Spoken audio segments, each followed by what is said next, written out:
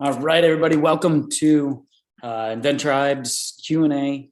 We do these monthly where we answer any questions to help people get their products licensed, on the shelf, selling, producing royalties.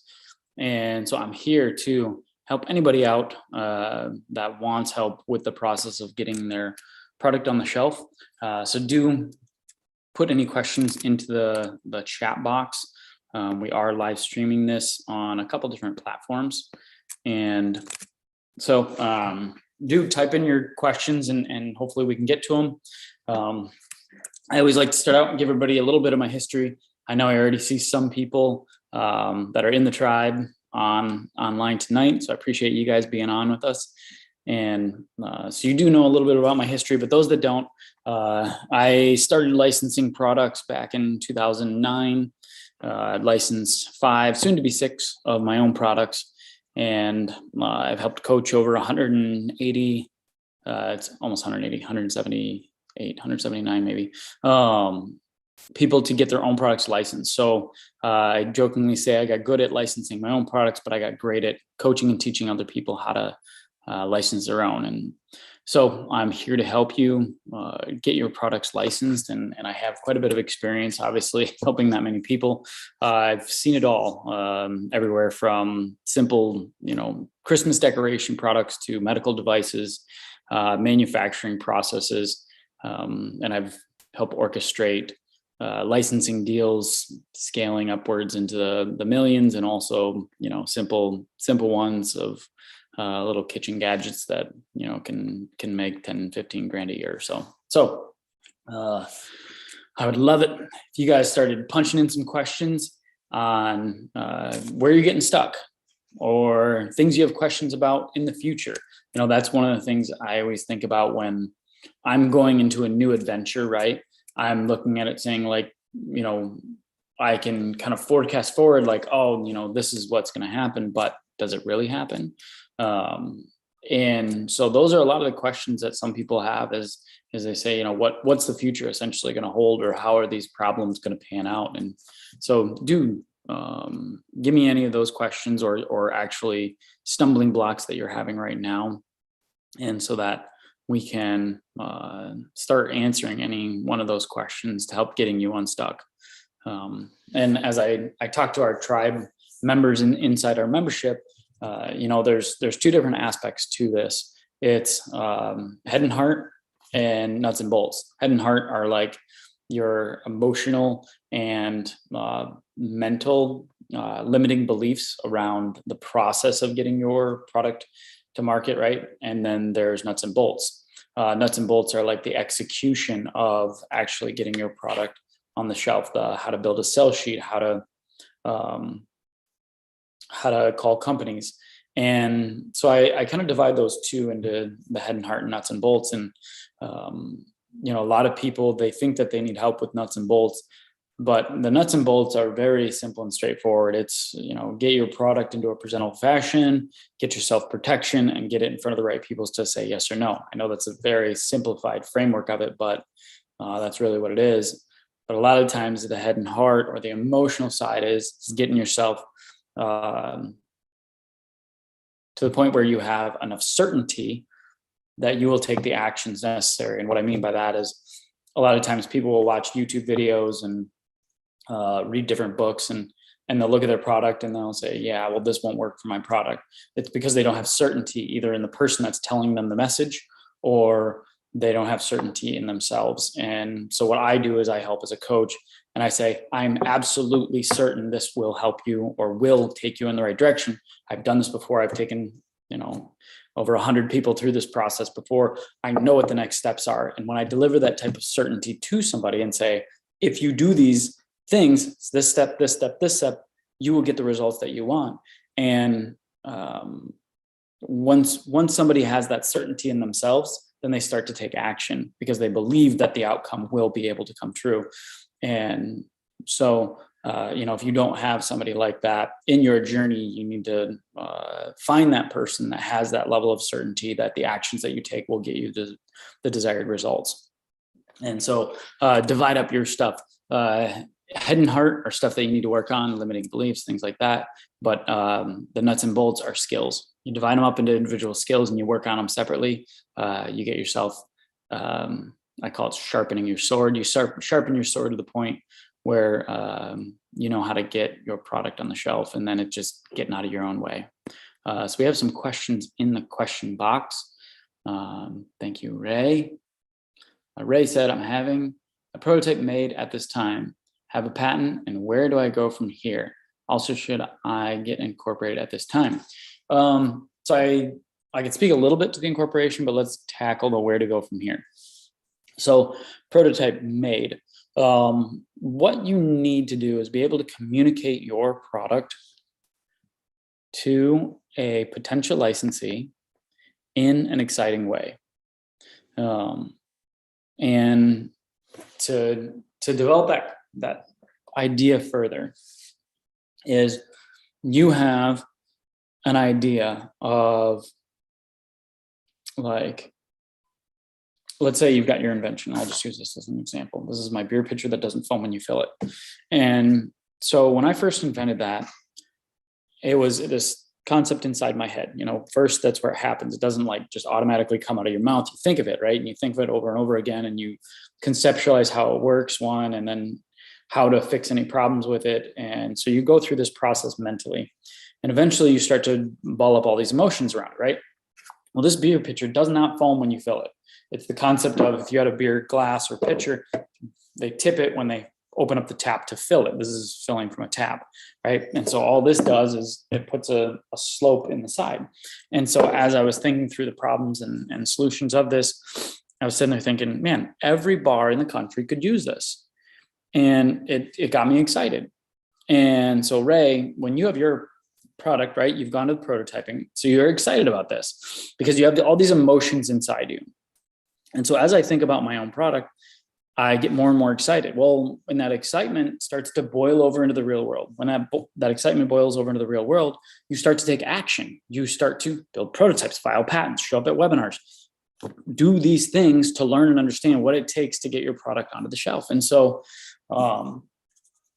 so that's your emotional attachment to the product. And so you have these different emotions surrounding it that are like, this can change my financial future. This can change my family's financial future. This can change people in the industry and how they use products. This can revolutionize the way that they pour beer, right? And so you have all these emotions tied around the product. And all marketing does, and this is where I'm getting to, is marketing, is you need to be able to deliver those same emotions to somebody else. And we as inventors, we have blinders like a horse. And because we see our product and we understand the value and benefit so clearly, it's very hard for us to convey. And, you know, working in this business, I've seen it 100, maybe 1,000 times, not 100,000 times, thousands of times, but it's inventors, they're not able to communicate their idea clearly and concisely in a short manner because their brain has been wrapped around that product for so long, and they think of all the different benefits and aspects of how it can perform. And this, I don't say, hey company, this, when you put the beer pitcher underneath the beer tap and open it up, it flows into here and it fills up without foaming. No, I say, I've got a device that can save bars and restaurants money. And they're like, well, tell us more, right? All right, now I'm pitching more. But Ray, what I'm getting to is you have your prototype, you have your patent. The patent actually came a little bit early, but let's get your marketing material together. And so the reason for this whole long story is figure out what the emotional component of your product is. Why is it that you get excited? Why did you go build a prototype?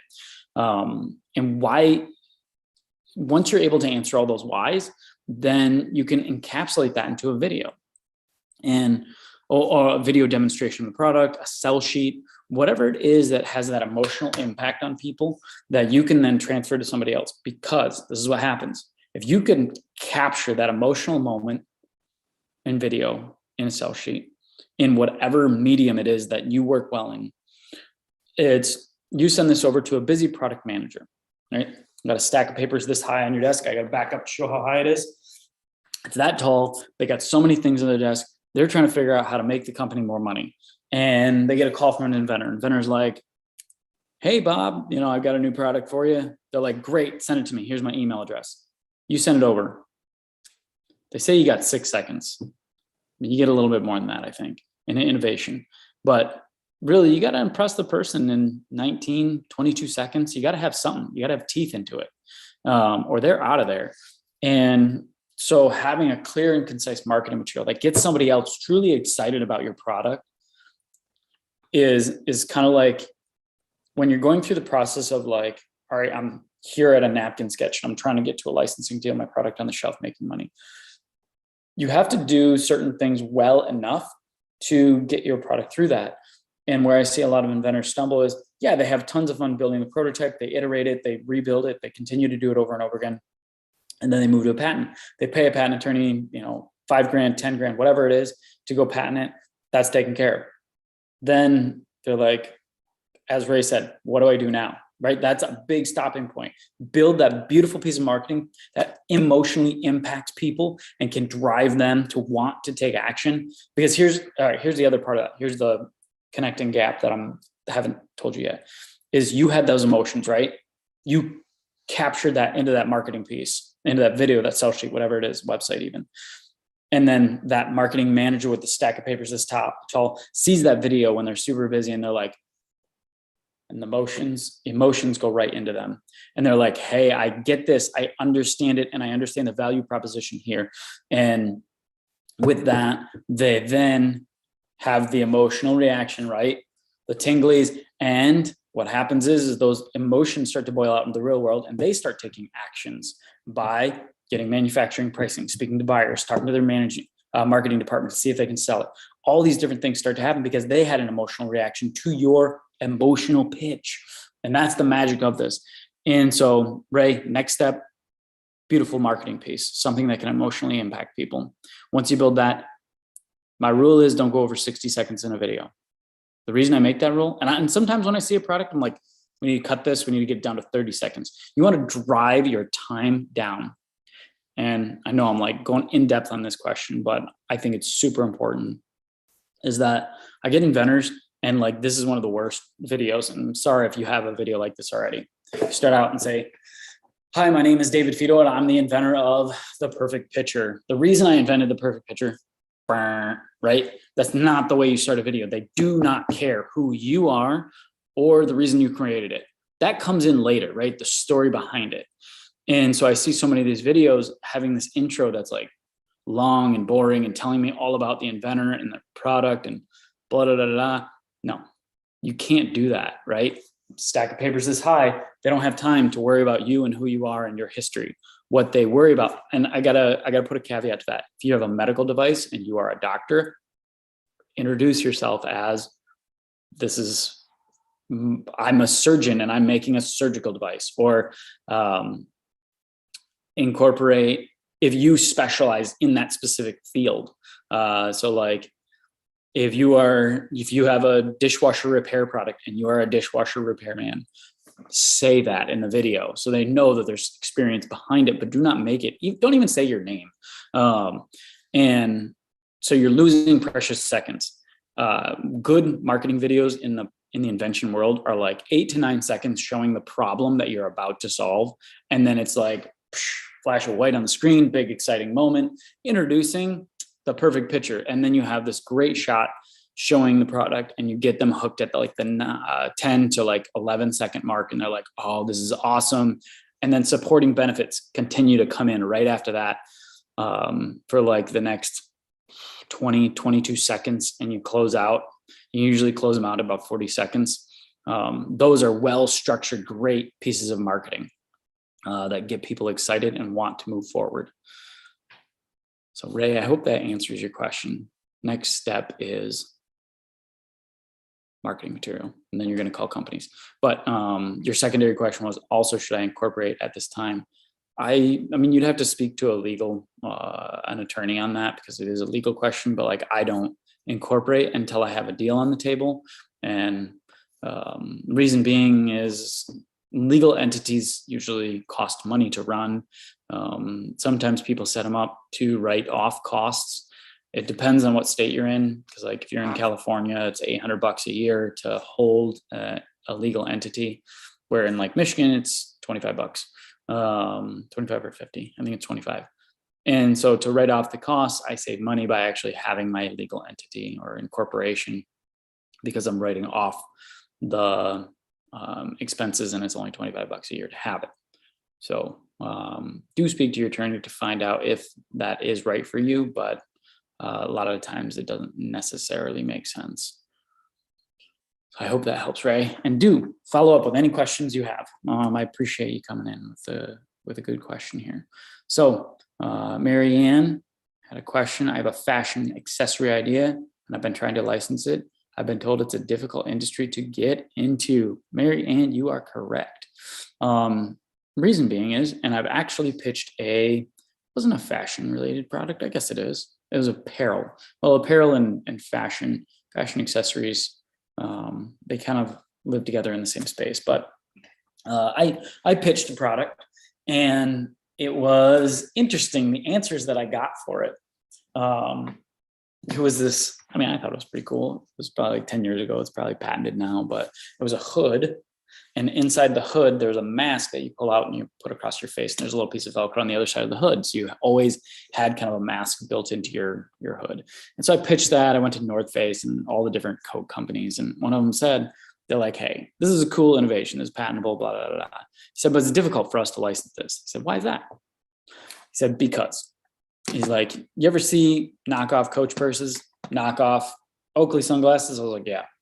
He's like, well, fashion industry doesn't really respect intellectual property as much as other industries. It's like, okay, tell me more.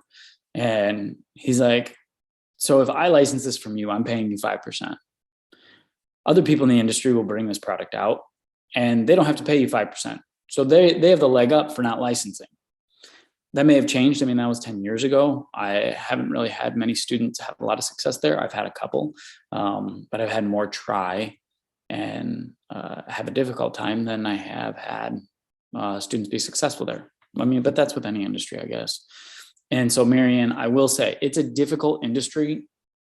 From what I understand in my personal experiences, that it's the respect of intellectual property. Because like if you're in other spaces, houseware, hardware, pet toys, novelty, a lot of them, they actually, I mean, well, novelty not as much, but they respect intellectual property and use it, where fashion is not known to have a respect for the intellectual property. And so they look at licensing as they will have a difficult time. But when I say licensing, I want to get specific on intellectual property licensing in terms of patents and innovation, not brand licensing. Brand licensing is completely different. The fashion industry does brand licensing and they do a lot of it. So, Marianne, I hope that helps. I hope that doesn't get you to stop your product. I hope it just gives you insight into what is to come and some of the difficulties you may run into. So it gives you open eyes as you're running into the for lack of a better term, the battlefield of the fashion industry. And so you know what you're up against and you can tackle it with the knowledge now. So I hope that helps. If you do have any other questions, type them into the box. I'd love it. Teresa, thank you so much for being on tonight. And yes, I do appreciate everybody being on tonight. So can you break down the method, mechanical process, and the other types of PPAs I'm putting together? I'm in the art and craft substrate and not sure if it's under method or process. Teresa, I think I know who you are. I was trying to figure out, I think I know because we talked to like a week ago or two.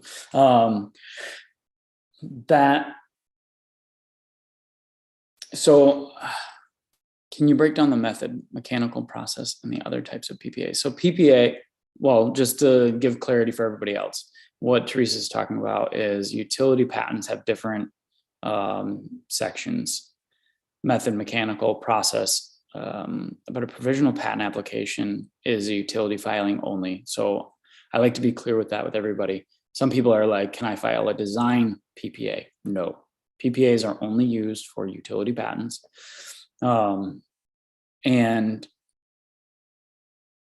for the arts and crafts industry, a lot of times what you're going to be looking at, I mean, it depends on the product, right? Because like mechanical is actually the structure and how it works. The process is how it's used.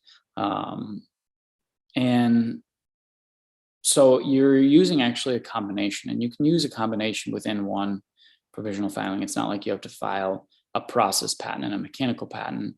Like in my beer pitcher patent, there is a process component to it and a mechanical component to it, and they're under different claims. And so what you're looking at in your arts and crafts space is if there's any physical structures that you're going to use. Because here's another, I guess, good point to patents is that you're not patenting a benefit. And that is the misconception for a lot of inventors, even myself when I was getting started, is like, I can't, beer pitcher again, I can't patent a beer pitcher. Beer pitchers already exist. I have to patent what's new and innovative, what's different. And I have to patent the physical structures that make it so it accomplishes it. And so I'm not patenting foamless beer pitcher. I'm patenting the structure in which it accomplishes it. And that is something like when you're working with a company and they can ask questions and they'll understand your understanding of intellectual property by asking you what you are patenting. And when inventors come back and say, oh, I'm patenting the beer pitcher, then they know you don't understand how patents work. You know, when you do your first provisional patent application, it's going to take a long time because you're reading, you're understanding, you're trying to figure out exactly how to write a patent. I spent a lot of time, my first couple. For those that don't know me or don't get emails from me, they find that you know, I'm a terrible speller. I love spell check now. I have pretty bad grammar, so I'm just a bad writer, or I was, and I've improved quite a bit over the years. Like, so patents were one of the most difficult parts for me in understanding them. But so I had to work extra hard to understand them, how they work. And so taking that time at the beginning of your inventing career to really break down patents and understand them and understand the mechanics of how they work will help you in the long term. And that's what I was actually talking about. We didn't have everybody on that we do now, but at the very beginning of the webinar, I was talking about nuts and bolts and heads and heart. Well, in the nuts and bolts, if you break apart everything into a skill set and say, I want to improve this skill, and one of the skills is writing a provisional patent application and understanding how patents work. All right, now let's create that into like a component and say, all right, how do I improve this skill? Well, part of it is reading patents. You know, if somebody reads one patent, they usually don't understand it. You read 4 patents, you start to understand, like, all right, I get why they wrote these things in these 2 different patents. But most inventors that I talk to have never even read through a patent, but they're trying to write a patent. Like, read a patent first. There's a whole, you know, I don't know, 10 million patents out there. Find one that's close to your category and read it. See the language that they use. See all the different, you know, as Teresa said, find the closest patent and like see how they use method, see how they use mechanical, see how they use process, and all the different types of provisional patent applications, or patents, I should say, not PPAs, that are in the USPTO, because they give you great examples. And here I think is the best part. Somebody paid an attorney thousands of dollars, tens of thousands, to craft this language. And then it is submitted to the USPTO and reviewed by an examiner and then corrected. And then the attorney goes over it again and resubmits it in a way, office action. And they sit there and fine tune this language. And then they put it on the internet for you to read, right? So that language is, you know, each patent is like $10,000 of work. And it's just an example that you can use and follow to understand how patents work. So I'd use it, you know what I mean? Like, read those patents, figure them out, see how they work. And that's what will help drive you forward in understanding more and more about them. So Teresa, I guess if I I hope I answered your question. If I didn't, email me and we can connect and chat a little bit more about it. Marianne on the fashion product. Do you have any tips on how to get the right contact person in the fashion brand companies? Yes, I do. I have a woman's accessory product I'd like to license. I have a sell sheet that I've received positive feedback on. The product has a big point of difference. Awesome. Marianne, call up the companies. This is one of the most, I think it's underrated. Like everybody thinks like LinkedIn is the best way to get in, or you know, everybody comes up with their own concepts of what's the best way to get in. You have to look at like you yourself, Marianne, or anybody else that's out there listening, watching. Everybody has primary methods of communication. Some people, if you call them, they never pick up their phone. If you text them, they'll text you back instantly. And so like when, you know, there's this big push to like contact everybody through LinkedIn. It was like LinkedIn. Some people just don't answer their messages on LinkedIn for like a month. They just go on there once a month, clean up their messages and go on.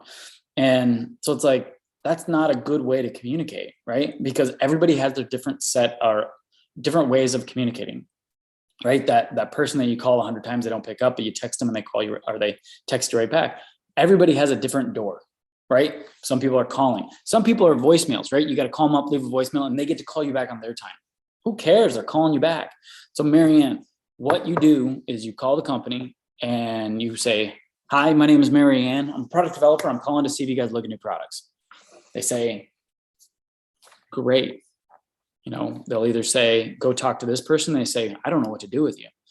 And so if they say, go talk to this person, perfect. You nailed it on the first call.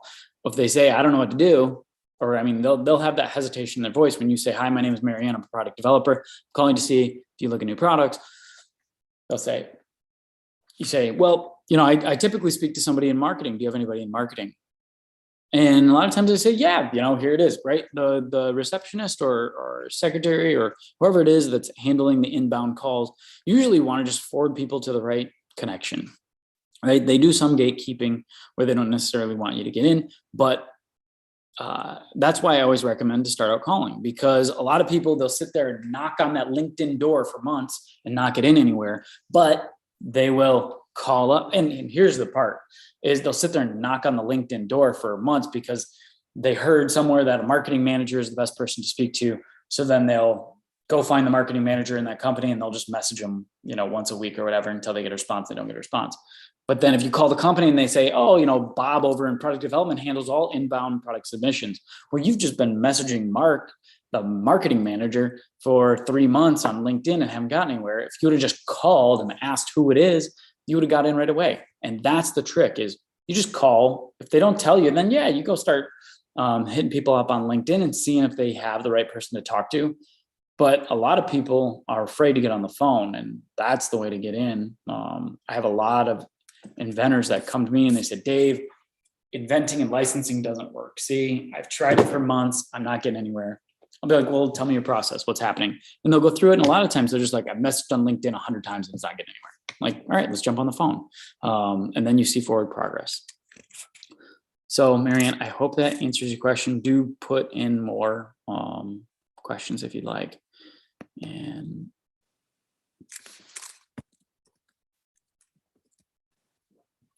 I have a question coming up that I gotta pull some information up for, because I think it's gonna be good. I hope this doesn't start the audio right away. Yeah, it is. Meet Suvi. All right, so somebody asked the next question, is there any way we can see the marketing pitch for the perfect pitcher? Yes, yes, there is. So let me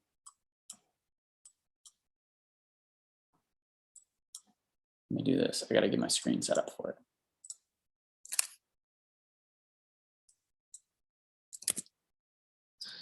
Share screen. All right, so I'm going to hit share screen. I'm going to need somebody to message in, just let me know that they can see it. So people start messaging in, let me know if you can see my screen.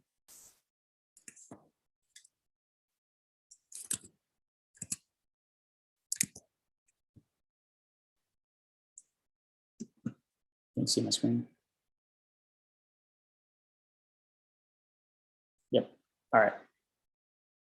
So this is the marketing material I sent to the company. Well, so this is actually the production model, but this is just a remake of the original marketing material that I licensed the product from. And so the front beer pitcher is my foamless beer pitcher. The back one is the standard beer pitcher and how it works. Simply, beer pitcher, beer flows down the sidewall, sloped into the center, and makes a perfect 1-inch head of foam. Did everybody get to see that? I hope everybody got to see that. Yes, I see it. Got it. Thank you, Howard. Thank you, Ray. All right, cool, guys. So that was the marketing material that got it licensed. I mean, it's a remake of it. It's the exact same shot.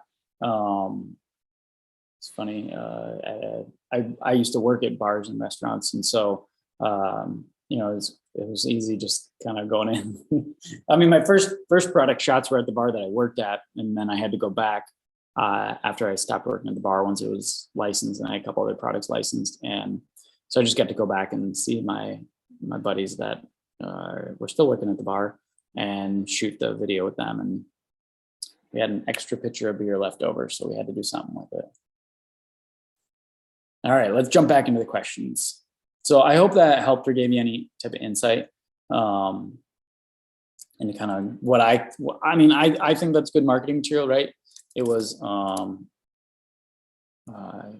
long was it? 20 seconds. And so with a 20 second marketing piece, I think that right. And what I did there was I showed problem and solution in the same shot side by side. So there's different ways you can accomplish this. And usually the faster and more clear and concise you did that, because imagine if I did that before and after, right? I showed it before, foaming pitcher, and then after. It doesn't have that same emotional impact of what is possible. And I didn't sit there and tell them, see, watch how the bar can save money and waste and time, right? They know that. It's intuitive. And so I like to teach, or I like to do show, don't tell marketing. And the reason I got really into that was I had one marketing piece I made. It was tell marketing, right? I was telling everybody that I could keep a beer refrigerator cold for 45 minutes, and it didn't really have the emotional impact. But once I started to show people, then it started to have the impact. So I always tell people, you show, don't tell marketing, and cut your videos down to as least amount of time as possible, and you will get good results typically. All right, AJ, after connecting with someone in the company and they provided the green light to submit, if 6 months have passed and I followed up 3 or 4 times, what should I do? Well, 3 or 4 times in 6 months, you're not following up often enough. Every 2 weeks. And I mean, even at the beginning, the first 4 weeks, I follow up once a week. And so change your protocol on how you do that, AJ. What you want to do is you want to submit a product, 3 days later, do a follow-up email, not asking for an answer, asking for if they received it and if they have any questions. Very important to not ask for, is it a yes or a no? Because if you ask, is it a yes or a no, then it's a no. But then you need to be following up twice or once every 2 weeks, not 3 or 4 times in 6 months. That's less than once a month. That will not get you results. So, and this actually is a very good point. Best way to explain this is, let's say you go to pick up this pen, right? And when you see a pen sitting on a table and you go to pick it up, you know the approximate amount of force necessary to pick up that pen. So you don't pick up this pen like it is a 50,000 pound boulder, or in the attempt to pick up a 50,000 pound boulder, you pick it up as it is a 2 ounce item or 1 ounce item. And so the force necessary to pick it up is that. But if you go to the weight room and or like, you know, you're going to lift heavy weights, right? Or a big whole huge rock, and you go to pick up that big huge rock with the same force that you pick up this pen, you don't get the results you want. And so most of the time when people are pitching, they don't necessarily understand the force or intensity needed to pick up the boulder. AJ, I hope that sinks in and you understand the imagery that I'm trying to convey is that most people don't understand the force necessary to pick up the boulder. So 3 to 4 times is not the necessary force. What you're trying to do is you're trying to pick up a boulder with the force of a pen. You need to increase the force by doing, at the beginning, first month, weekly follow-ups, then move into 2-week follow-ups and do that for 6 months. Once you don't get a response after 6 months, then usually it's time to drop the project, but you haven't done the necessary follow-ups. You're never asking what the answer is. You're always asking, and you're varying it. And inside the tribe, and I think actually people can sign up for my, actually it's called scripts. It's not the email scripts. The email scripts you have to be in the tribe to get. But essentially it's a follow-up sequence that everybody follows, and it has like kind of language that you use, different examples of it to do all your follow-ups for the 6 months. So do increase your probability of licensing by increasing your force or your frequency of follow-up. So AJ, I hope that helps. Do type in any other questions you have. Marianne, love it. Keep bringing the questions. I appreciate it. Given the chance between licensing with a small company and a big company, both known, which one are you more likely to go with? That's a good question. So I have, the thing to sign up for if you want to get the email scripts, they're called the 100K napkin scripts. They're on the, I want to show my background, Invent Tribe website. So inventtribe.com, you can go on there and find a link to get the 100K napkin scripts, and they have the thing that I was just talking about, the email sequence. But Marianne, it's a really interesting question because most people will automatically answer big company. I have a certain product, which I'm not going to say which one, is with a major company. I think they have now been purchased and are now considered a $1 billion company. I think 5 billion, 3 billion, something like that. But they're in a conglomerations of companies now in which they have distribution all over the place. And then I have another one that's held by a smaller company. I make more money from the smaller company. Reason being is, when they licensed my product, the smaller company, they had 2 other products. Mine was the 3rd one probably that came in. And so when you license with a smaller company, they need it to work. Like they just need it to work, because when you're a small company, you don't have the capital to screw up. And so what they do is they put marketing dollars into it. They focus on it. They push it to the top. They get it into stores. But when you're in with a $1 billion company, could end up at the back of the catalog, right? If it doesn't just start selling well, then they don't put any dollars into it. They don't put a marketing team behind it. It has a higher possibility, not necessarily probability, but possibility of having that home run capability, because, you know, some stores or some companies like Conair, for example, they sell in 100,000 distribution points. That's crazy. So if you're making, let's say your product is selling well with Conair and they have them in all 100,000 distribution points. You usually sell 1 unit per week per store or distribution point. And so like, that's crazy money, right? If you're making, let's say 50 cents a unit for your royalty and they're selling 100,000 units a week, you're making $50,000 a week, right? They have a huge possibility of home run type potential. But your probability is not always the same, because Marianne, when you're with a smaller company, they need it. They need it. It's a thing of genuine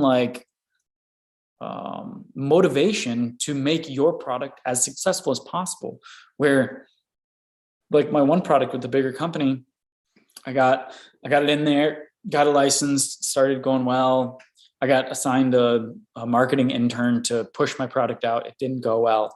And so it was like this thing, right? And it never really made it to the top of the shelf. And so I can't say that I would go either way. I would have to do specific research on both companies.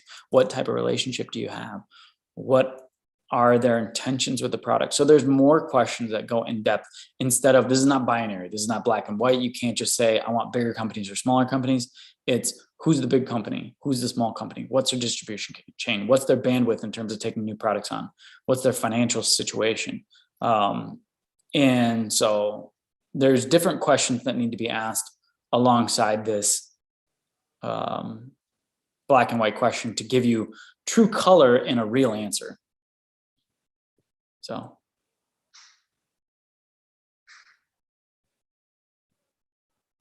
All right, Teresa just messaged in. She said, yes, it's me. So I did speak to her a week ago. All right. So thank you, Teresa, for being here. And for those that are on the Zoom, do keep typing in your questions. My team member Hart just posted the link to get the 100K napkin scripts. So if you want to click that link, you can get those if you'd like. Bev, I hope everything's going well. Hi, David. Thanks for this. Genuine Fred supplies screen captures from our business operations software to substantiate the sales figures. Any other good way to verify short of an audit clause?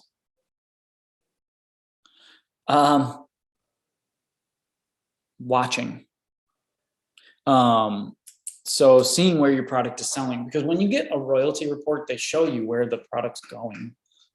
They show you sales volumes. And so it's like, Bev, when you engage them and set up the audit, you're in a way kind of raising your hand and saying like, I'm not happy, which they don't like to be audited, to be honest. Like nobody wants somebody snooping around their books.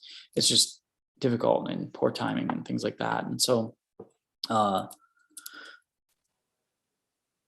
you just watch and you pay attention to where the market is and where your product's selling, because they'll say, hey, you know, you're selling in Walmart, Target, and then you're like, well, I see my product in Bed Bath & Beyond, but I don't see it on my royalty statement.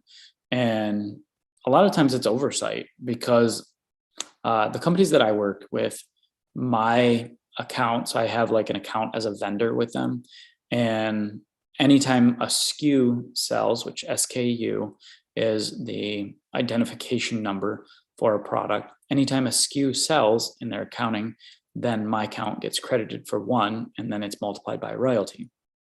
And so, or with another company, it's the SKU pulls the revenue into my account, and then they multiply the royalty rate times the revenue created minus some costs.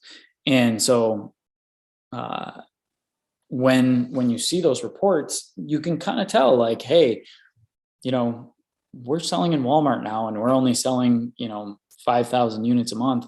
That's not enough. Like that's not enough sales volume to be selling in Walmart. So it doesn't make sense that I can go buy my product at Walmart and we're selling 5,000 units a month. So what's going on here? And they're like, oh, sorry, oversight. Because if the SKU that they're selling to Walmart is not tied to your account, then it doesn't account for it. And a lot of times that's what's happened. So that's all you do. Just call them up, call them out on it. Not in an aggressive, like, I hate you way, but in a, hey guys, I see we're selling in Walmart. Are we accounting for those? And they say, oh, sorry, here, let's pull it over. It's never intentional. It's usually they're just busy.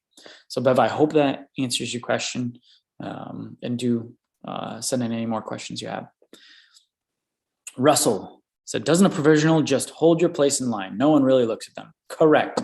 And what that is, I want to explain to people how they technically work, because when you understand the technically,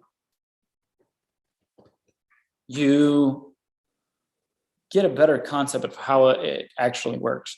And so a PPA is a provisional patent application. And so when you think about it, like if you're putting in an application for a job, then you don't get the job, you don't have the job. And all this application does is, and the rules that the patent office have created is, they said, we'll hold the application for 12 months.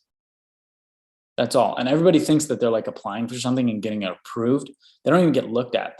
They just get sent in. And if you want to take your application to the next level by filing the non-provisional, then you are putting in the utility application and referencing your original application. And that's the only way it gets looked at. And so nobody looks at these. They don't get approved. You're not approved for a patent.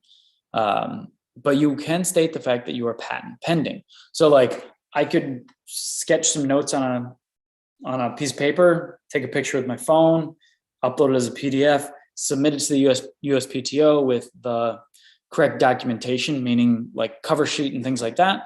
And now I'm patent pending on whatever I sketched on that piece of paper.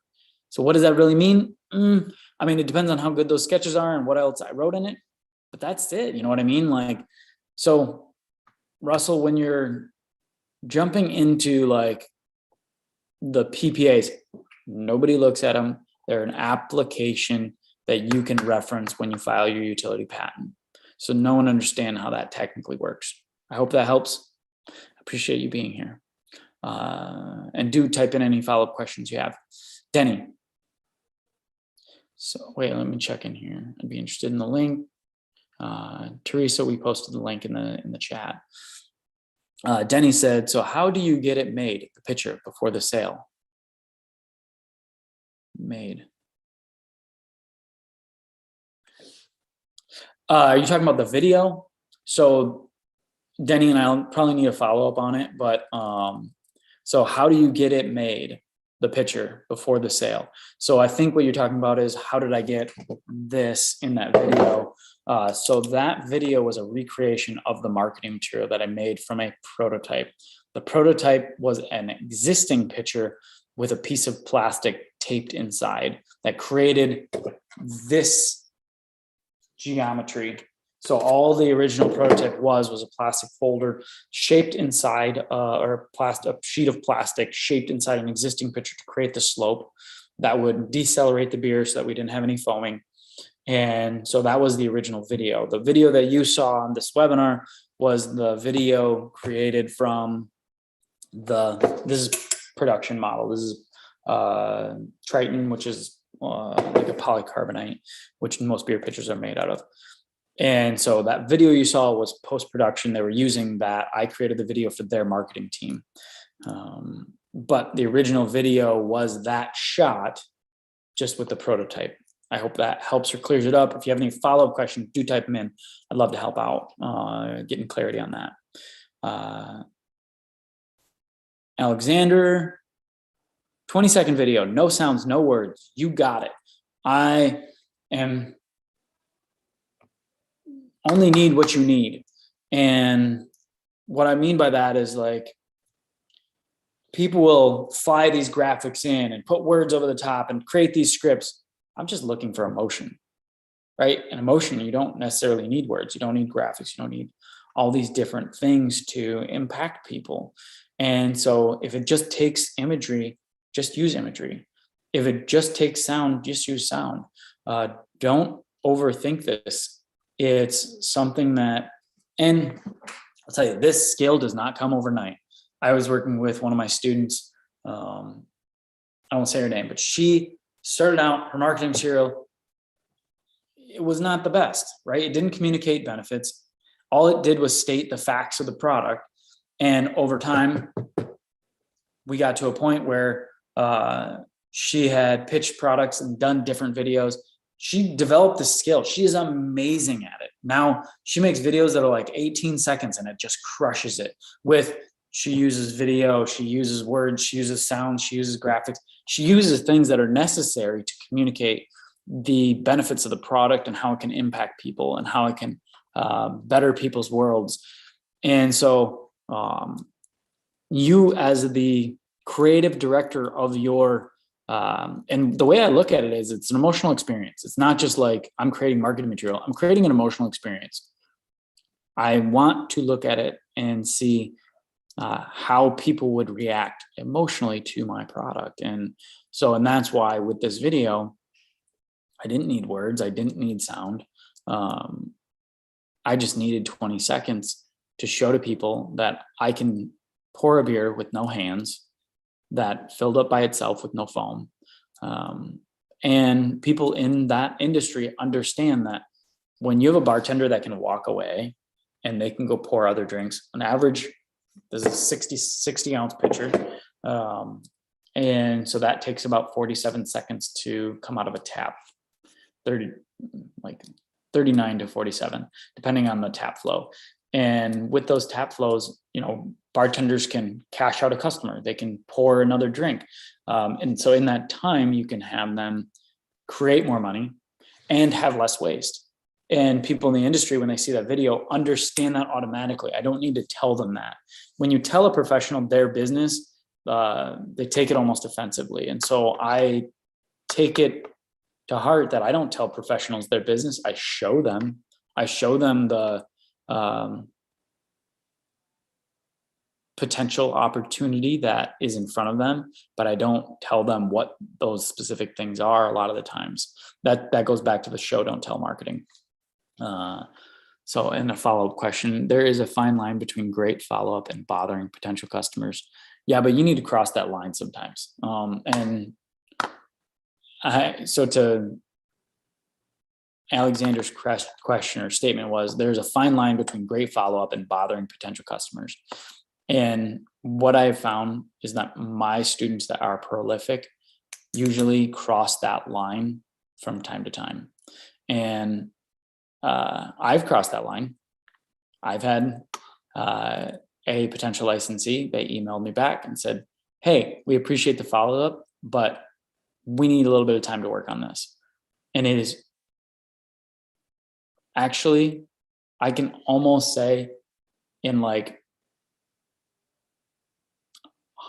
certainty that all of my students that have gotten the, hey, you're following up too much, have licensed more than one product. Because I know three specific students that have gotten that comment and they have all licensed multiple products.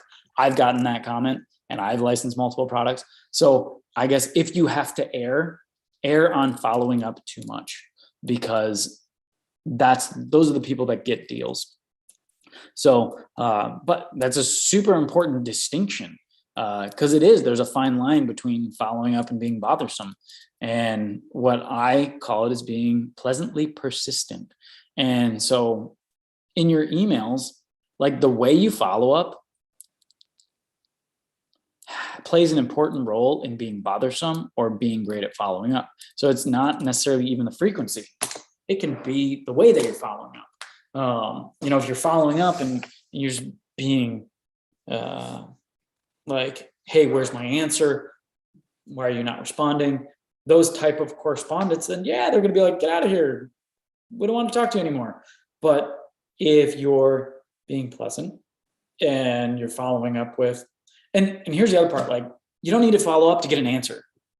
It's I emailed one of my potential licensees, not to follow up, but to wish him a Merry Christmas, wish him a happy holiday. You know what they emailed me back? An update on how things are coming along, because as soon as your name pops up in front of them, they just follow up. So hey, have a great 4th of July weekend. Oh, hey, this is where your product's at, right? So I'm not sitting there pecking at them and saying, where's my product at? How are we coming along? What can I do? Always, I'm sometimes asking, hey, is there anything I can help out with? Do you need any more information? Can I get you some CADs? Things like that.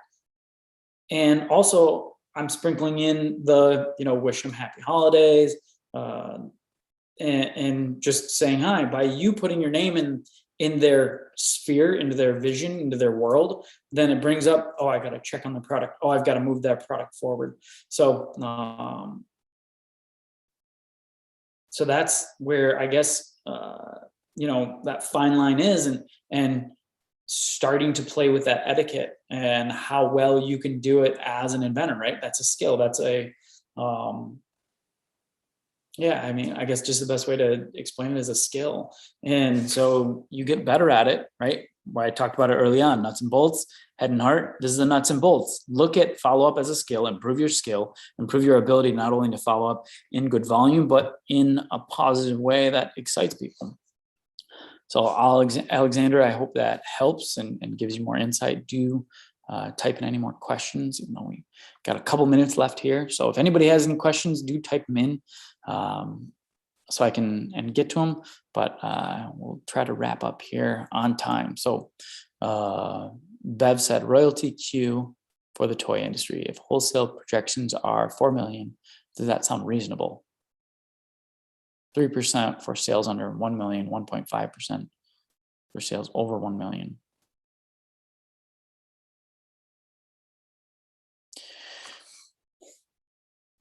Depends.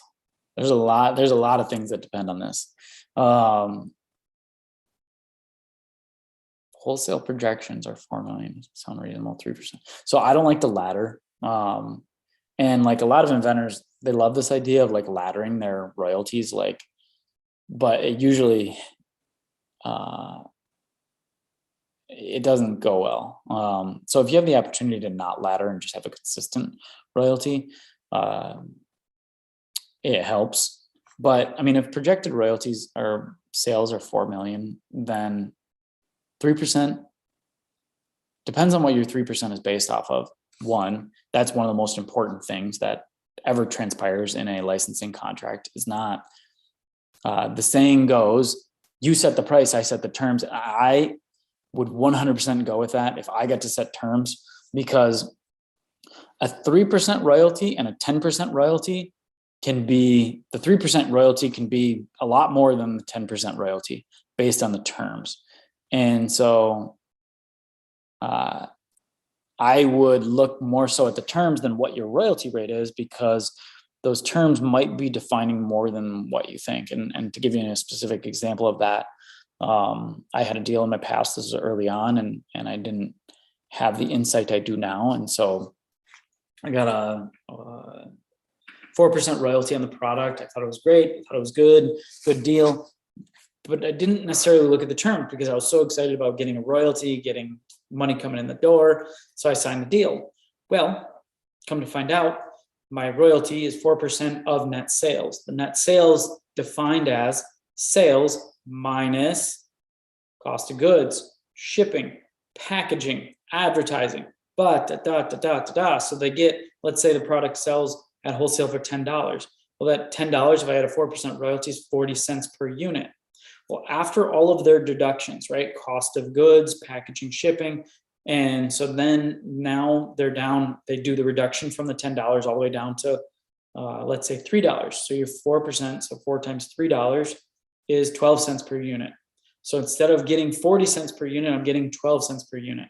And so that's why I am saying, make sure your terms are appropriate and your royalty is not as important, because I could have got a 10% royalty and had those same terms. And in reality, it really would have been like a real 4% royalty, but they could have put in the contract 10%. And so instead I got a 4% royalty. That's really like 1.5%, 2%. So that's why I'm saying pay more attention to the terms than you do the actual royalty rate. But I mean, in a general sense, 3% and 1.5%, that's pretty low. You know, I'd look at more like a range from 3 to 5%. But if this is their offer, you should email me and we should have a conversation about negotiating this deal out, because you know, those numbers don't necessarily sound right to me right off the bat. So let's have a discussion on that. Denny said, so can you sell the perfect picture on your own if you wanted? Also, do you know anything about venturing? Denny, so you can put carve-outs in contracts that the inventor can sell a product themselves. I didn't specifically put that carve-out in my contract that I would sell it myself because I didn't want to. I set out on my inventing journey to be a royalty check inventor. I did not want to build a business, and this leans into your second question of venturing. I did not want to build a business, venture it, have employees, have warehouses, deal with shipping. I wanted to be a royalty check guy. I want to come up with new products. I want to pitch new products. I want to get licensing deals and just get royalty checks. That's my objective. And so when you're at the beginning of your journey, look at yourself. And being a licensing royalty check inventor and being a build a business inventor is a life choice. It's not a product choice. Know that. What do you want your life to look like in 3 to 5 years, Denny? Because if you want to be a royalty check inventor, then go down the licensing route. If you want to build a business, go down the venturing route. And so it's those that sit in the middle, that sit on the fence and say, well, I don't know which one I want to do. Usually they continue to sit on the fence. So make a decision early. I made a very decisive decision. I took 2 weeks in the middle of my career to look at venturing, but at the end of the day, it was not what I always wanted. It was, I wanted to be royalty checks. I wanted to get them. I wanted to have them come in all the time, and I wanted to get a lot of them. And so that's what I've directed my whole career towards, was licensing and crushing it in that space, and not necessarily being okay at both. So pick your path. And here's the hybrid here. And now I know I just said that, but here is the hybrid. You license your invention, you get royalties, and then some people set up a website where they can sell their own product through. It makes it so you don't have to deal with manufacturing, shipping, anything like that. You just have your orders go through to the company. And that's kind of the middle ground. And that's probably the only place that I would go to, is then I'd have a little more control over the sales, and you'd get your royalty plus sales commission. Denny, I hope that helps or gives you direction on that and helps you pick a path, right? Life decision, not a product decision. Oh my goodness, I just got 10 questions in. So I'm going to go hot seat on this, which means I'm going to knock them out really quickly. Alexander said, I'd be curious to the original picture, the prototype.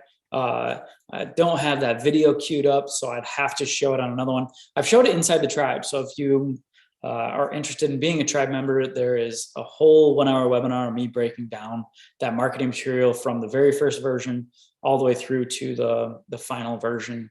And it shows all the different marketing pieces that I put out to get interest. Even my very first one was so terrible, nobody even got it.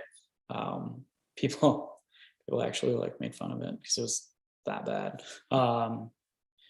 But emotional experience is more teasers than full descriptions, as I can see. Yeah, get people excited emotionally. You don't need to tell them all the bells and whistles. It's about emotion, not about details. Pleasantly persistent. I like that. Good. It's good. It works. Denny said, is it better to start a Kickstarter or go out to a restaurant and ask them if they're interested? I don't like Kickstarters. Well, 2 reasons. First reason is Kickstarter screwed me almost out of 3 deals. It screwed me out of 2 for one. One, I actually got to put it back together because I was in negotiation on 2 deals specifically, and they fell apart because of a Kickstarter campaign that came out. So I have a little bit of a bitter thorn in my side because of Kickstarter. But beyond that, inventors, they try to do Kickstarter and they don't necessarily have the skill to do Kickstarter, because inventing is a skill, Kickstarter is a skill, licensing is a skill. And so it's you take an inventor who's got the inventing skill and you say, I'm going to go do a successful Kickstarter. And sometimes, right, you take your product, you invent it, you're I'm going to do a successful Kickstarter. You go out and you do a Kickstarter. It doesn't go through, not because of the product, but because of the inventor's inability or not, the inability to understand and execute on how to do a successful Kickstarter. So it has nothing to do with the product. But now there is a public display of how this product is not liked by the public, right? And so when you go to a company and they start to Google around if they're looking at launching your product, there's a public display of your product not working. And so that's why I always shy away from Kickstarter, because it's not necessarily the product, it's usually the person running it, is if Kickstarter campaigns are successful or not. And so I don't like Kickstarters in that fact that it's more about being skilled in launching a Kickstarter than it has anything to do with actually having a good product. And so if you do a Kickstarter, what you do is you get a company that wants to license the product but doesn't want to fund it. And then you say, let's make a partnership. If I get a successful Kickstarter campaign, then you guys will take care of fulfillment and product development and execution.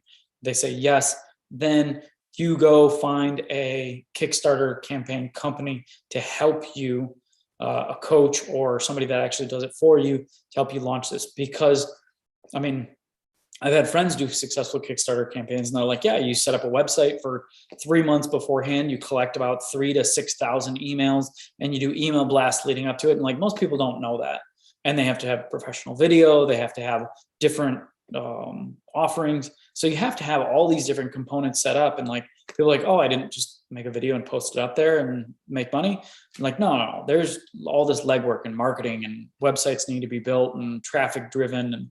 And so to do a successful Kickstarter, it takes more than just having a good product. So Denny, if you're going that route, have a licensing partner that's willing to take the product on after the fact, and find somebody that can help you do a successful Kickstarter, because you don't want a public display of a failure of your product. Ricky, hi, I'm Richard, Underdog Product Development. Hey, Ricky, thank you. Or Richard, thank you for coming out tonight. Houston, how do you advise people when trying to get into a company, having trouble getting into medical device companies despite reaching out via every possible medium? Houston, a lot of times it has to do with frequency. So some people tell me, they're like, I reached out to every possible way. Well, this goes back to that pen analogy, right? How much force does it take to lift the pen? Or how much force does it take to lift the boulder? And most people say, I reached out in every possible medium. I called them, I emailed them, I reached out on LinkedIn and sent a voicemail and no answers. Well, how many times? Sometimes you're calling 10 to 20 times before you reach a human being to talk to. Sometimes you're emailing 10, 15 times. Sometimes you're messaging on LinkedIn 10 to 15 times. So if you take all those cumulatively, right, 15 calls, 15 emails, 15 LinkedIn messages, that's 45 times you're reaching out before you get a response on some of these companies. Some of them answer on the first call. Some of them, it literally takes that many correspondence or attempted correspondence to actually get a response. So I don't want to scare people out there, but like that's realistic in some industries.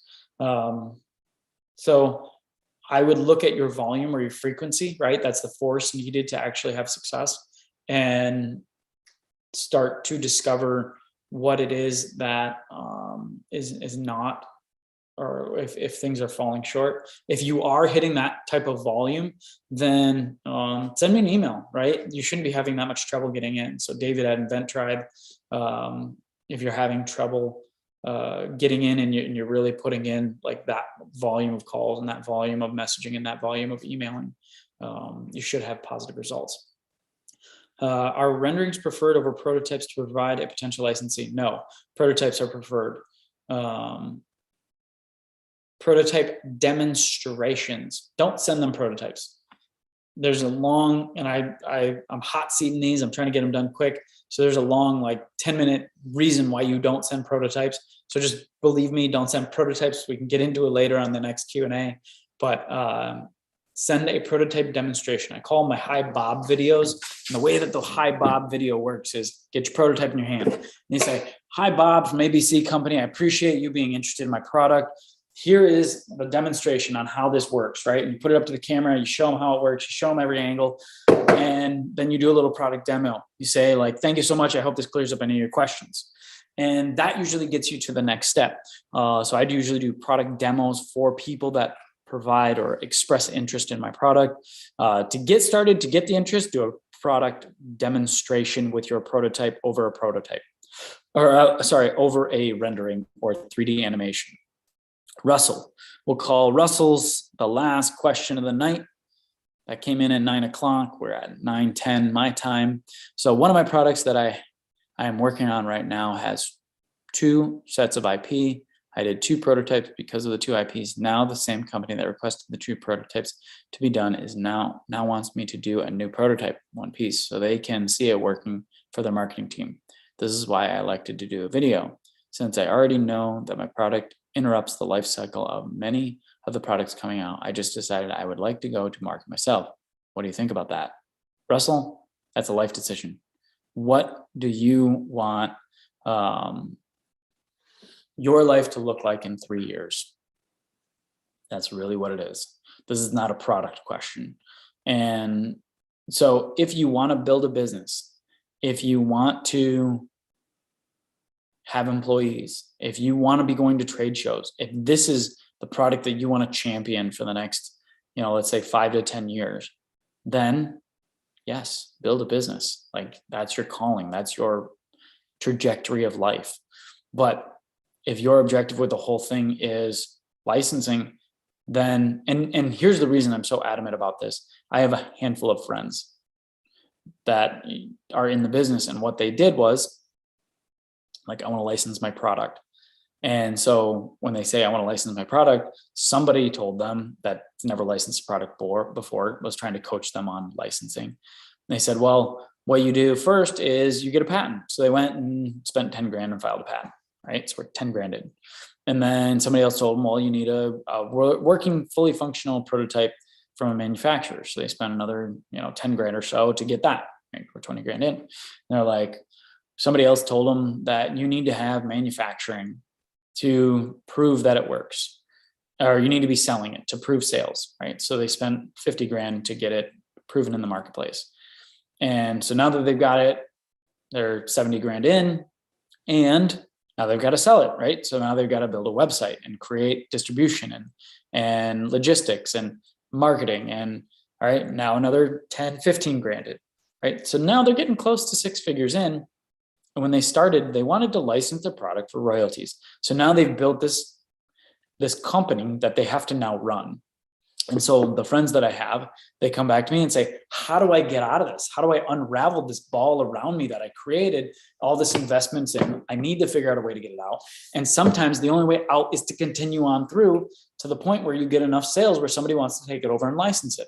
And at that point, why are you giving it to somebody else? You've already proven out all the different difficult things. You've proven out all of the, investments. And now it's like super profitable. And now you're going to hand it over to somebody else to get your fraction? No. So it's like, Russell, pick your path of life first and then go after it. Don't sit there and say, well, I invested in 2 patents. I have 2 prototypes, and I'm interrupting their life cycle. Like that stuff doesn't matter. Like, what do you want your life to look like? Because in 3 to 5 years, if you get to that point and look at your life and say, I'm stuck now with a ventured product and a business that I'm building around myself, and now I've got to get myself out of it, you got to spend another 3 to 5 years to get yourself out of it. So answer that question first. Once you have that question first, all the subsequent decisions will come behind it. So I do hope that helps. So I want to thank everybody so much for coming out tonight for the webinar. I will tell everybody we are doing a challenge starting February 1st. The challenge is bet on yourself. And so it's a super unique challenge. I'm saying you got to bet on yourself to be successful. And what I'm doing in this challenge is I am, it's a more expensive program. I'll say that right up front. And so to get in, you're betting on yourself. So your payment into the program is $4,000. And I coach you personally every week. We sit down for a 30-minute call. You have access to all the stuff, and we go through sequentially through the process of getting your product license, right? We're setting goals once a week. We're crushing those goals. We're moving on to the next ones. And if by the end of 75 days, you get interest in that product, that bet on yourself, that $4,000, you get it back. And so I think that this can compel inventors. This will get people out of their seats and taking action, because it's their own money on the line that they got to get their own product on the shelf selling and getting royalties. So that's why I was so compelled to do this program, to bet on yourself, because I know when I got started, if I had somebody light that type of fire under my butt, I would take action. So if you're interested in this program, we'll put out a link in the video here to talk to our product licensing specialist so you can find out more details about it and get into the program. So I do hope you join the challenge, because I think it's going to be exciting. It's going to be compelling. I'm going to be lighting fires under people's butt to execute and get into deals. So I'd really appreciate it if you would be interested. Do reach out. If you want to email me directly, David at InventTribe, to talk about the program and see if it's right for you and moving yourself forward. If not, we're doing a product licensing live session where I actually break down the 5 steps of licensing my product on Sunday at 8 p.m. Eastern Standard Time. So if you are interested in just finding out the 5 steps that I follow, that I teach, this is the 5 steps actually. Let me move right back here. So my whole board is covered in the 5 steps. And so love to see you Sunday if the challenge is not right for you. Either way, we'd love to see more of you, and I'm always here to help. So I hope that everybody got a little piece out of this out of this Q&A, something that could compel them, to move them forward, to get them excited to take action and execute and bring their goals closer to themselves and bring them into reality. So let's rock this year, 2022. I know we're just getting started. We're in month 1. And let's go get some licensing deals. I feel like this is going to be the year for a lot of inventors to break free. So let's go get some deals, and hopefully we'll see everybody on the inside of the tribe. Have a great evening, day, or whenever, morning, whatever time it is that you're listening, and hope to see you again soon.